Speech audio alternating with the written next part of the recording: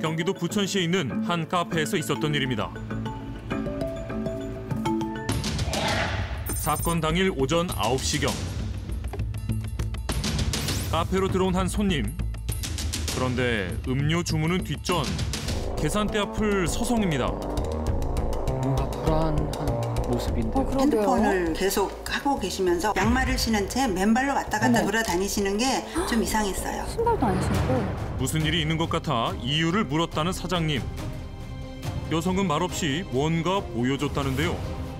쇼핑백을 보여주시는데 거기 현금이 잔뜩 들어있는 거예요. 어머. 돈 뭉치를 든 맨발의 여성. 그날 그곳에서는 무슨 일이 있었던 걸까요? 화면 속 카페를 다시 찾았습니다. 안녕하세요.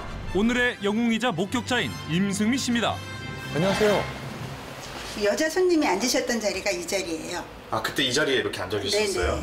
네네. 아직도 그날 일이 생생하다는데요.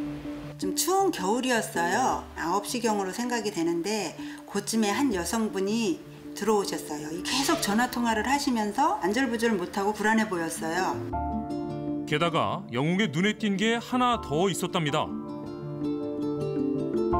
여성이 한겨울에 신발도 안 신고 맨발이었던 것. 야. 제가 손님한테 무슨 일 있어요? 뭐 도와드릴 거 있어요? 하고 여쭤봤거든요. 그랬더니 그분이 쇼핑백을 보여주시는데 그 쇼핑백을 보고 너무 깜짝 놀랐어요. 왜요? 아, 거기 현금이 잔뜩 들어있는 거예요. 깜짝 놀란 영웅이 그게 다 얼마냐고 물었더니 500만 원 이상이라 그러더라고요. 무슨 상황일까요? 현금 뭉치가 무려 500만 원. 아, 이건 100% 보이스피싱이구나 하는 생각이 스쳤어요. 누군가와 통화를 하면서 불안해하는 손님 모습에 현금까지 확인한 사장님은 보이스피싱임을 확신했다고요. 일전에 제가 보이스피싱 당할 뻔한 그 사건이 있거든요. 담보대출을 쓰고 있는데 그 대출 이자를 3%대를 쓰고 있었는데 그걸 1%대로 낮춰준다고. 그때 사장님은 얼마 정도 당하셨어요? 그때 많았어요. 4천 정도.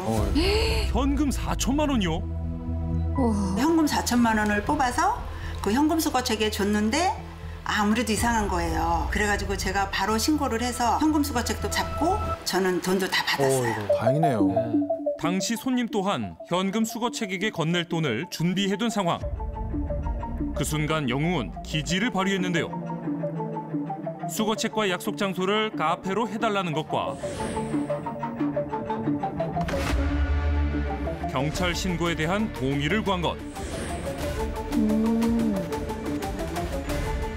하지만 신고 후 생각지 못한 문제가 생겼답니다. 왜요? 경찰을 기다렸죠. 근데 수거책이 먼저 왔어요. 혹시 수거책이 돈만 갖고 달아날까 노심초사했다는 영웅. 아, 불안했죠. 그러면서 어떻게 해서든 경찰이 올 때까지 시간을 끌어야 되겠다라는 생각이 들었고 최대한 천천히 음료를 주문받으며 시간을 끌었다는데요. 그 사이 경찰이 도착했고 다행입니다. 현금 수거책은 다행히 현장에서 검거됐다고요. 야, 다행이네요, 정말. 그렇다면 보이스피싱범은 손님에게 무슨 말을 했던 걸까요?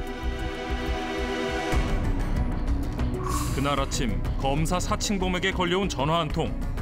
본인 계좌가 범죄에 연루됐으니 돈을 자신들에게 맡겨야 안전하다며 현금을 요구했었답니다. 그날 굉장히 긴장하셨는지 그 사건이 마무리되고 나서 우시더라고요. 그래서 제가 안아주면서 이제 다 끝났으니까 걱정하지 말아라. 다 잘 될 거다라고 토닥토닥 이어줬어요. 누구나 당할 수 있구나. 그 생각도 했어요. 대표적인 보이스피싱 유형인 기관 사칭형과 대출 사기형. 보이스피싱 피해는 떨어지는 듯 보이더니 최근 들어 발생 건수와 피해 금액이 늘어나고 있는데요. 공권력을 사칭해서 공포심을 조성하는 수법이 가장 많다고요. 특별수사 제1부 천 검사입니다. 아시겠죠? 대답! 넵! 대답! 어? 내가 넵 검사가 그딴 식으로 하지 말랬지. 검사가 한가한 줄 알아요?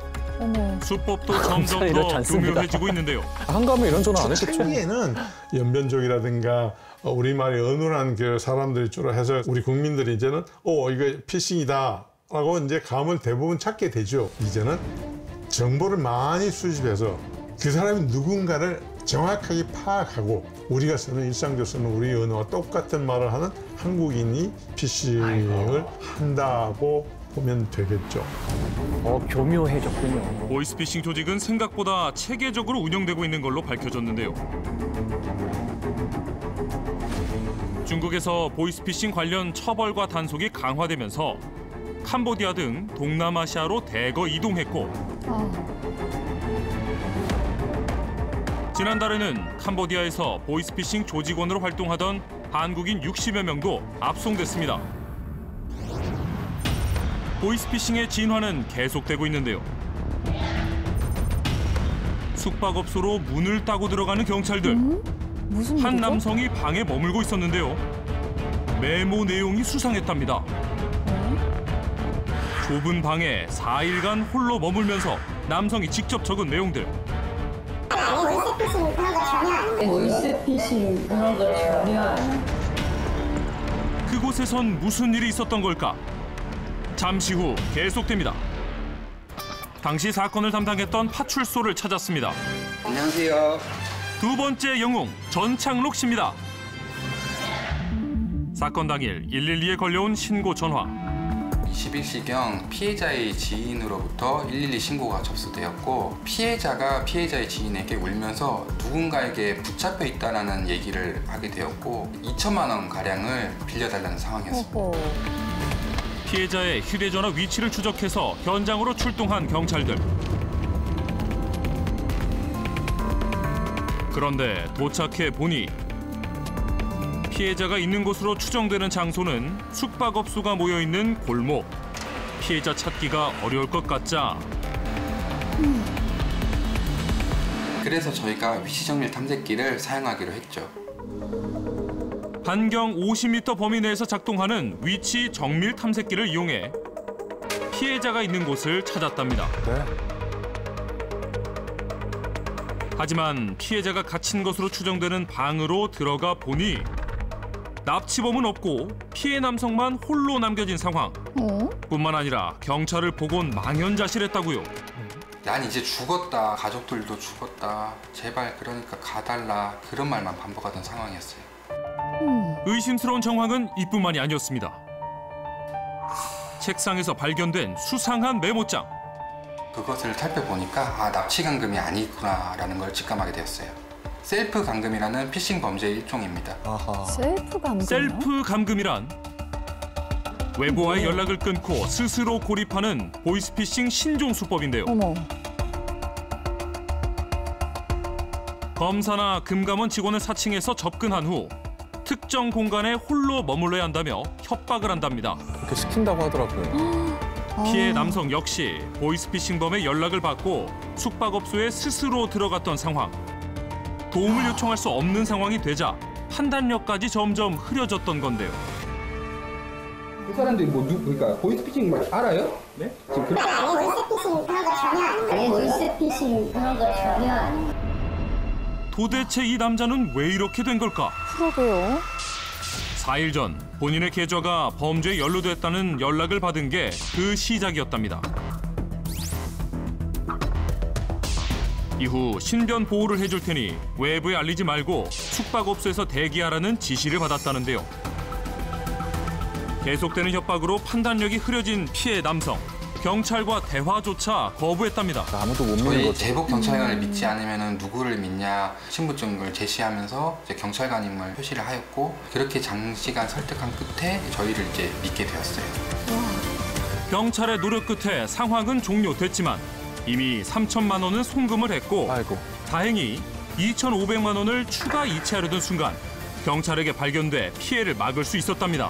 추가 피해만은 막았네요. 항상 이제 경찰서 금융수사기관으로 출석을 해서 조사를 하지 개인 사적인 공간에서 조사를 하지 않습니다. 출석을 요구하지 않고 은밀한 공간에서 조사를 요청한다면 범죄를 의심해보는 게 좋을 것 같습니다.